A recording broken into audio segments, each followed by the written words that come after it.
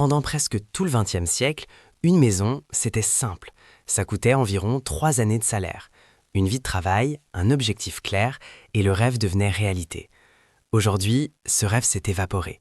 Prenez 95 grandes villes dans le monde. Pas une seule n'est considérée comme abordable. Pas une. Les prix ont littéralement explosé. La moyenne mondiale dépasse 5 années de revenus. Mais ce n'est qu'une moyenne. Regardez de plus près.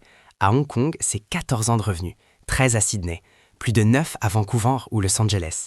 Et à Pékin ou Shanghai, on parle de 20, parfois 30 ans de salaire pour devenir propriétaire. 30 ans, imaginez. Le rêve n'est plus seulement difficile à atteindre, il a disparu de l'horizon pour des millions de personnes. Et avec lui, tout le reste s'effondre. Les familles repoussent la naissance d'un enfant, faute d'une chambre en plus. Les travailleurs talentueux refusent des emplois en or parce que déménager est devenu un luxe. Et les jeunes arrêtent d'épargner. À quoi bon s'ils sont convaincus de ne jamais pouvoir rien s'acheter? Alors, la question est sur toutes les lèvres. Comment a-t-on pu en arriver là? La réponse est brutale de simplicité.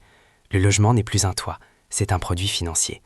Les plus riches, les multinationales, les fonds d'investissement, cherchaient un endroit sûr où placer leur argent. Ils ont trouvé la cible parfaite, l'immobilier. C'est un besoin essentiel, donc toujours demandé. C'est rentable, c'est facile à louer ou à revendre avec un profit. Alors que cette demande spéculative explosait, l'offre, elle, est restée bloquée.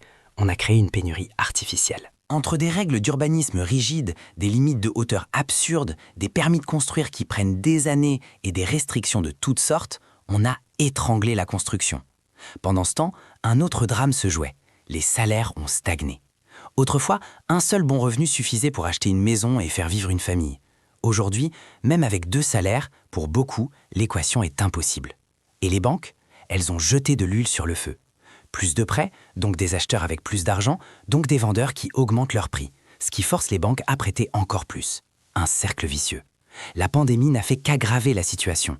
Matériaux plus chers, manque de main-d'œuvre, inflation et une explosion de la demande de gens cherchant plus d'espace.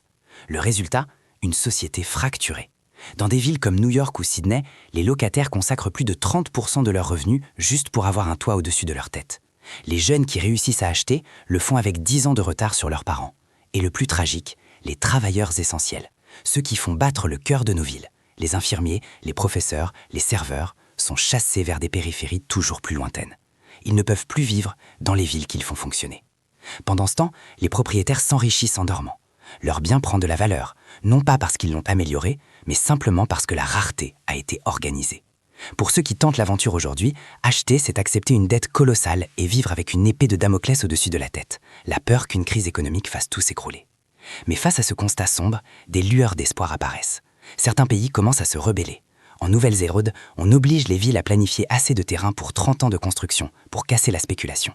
En Californie et à Minneapolis, on brise les tabous. On autorise des petits immeubles dans tous les quartiers pour densifier. À Singapour, l'État est un constructeur géant, garantissant un logement à près de 90% de sa population.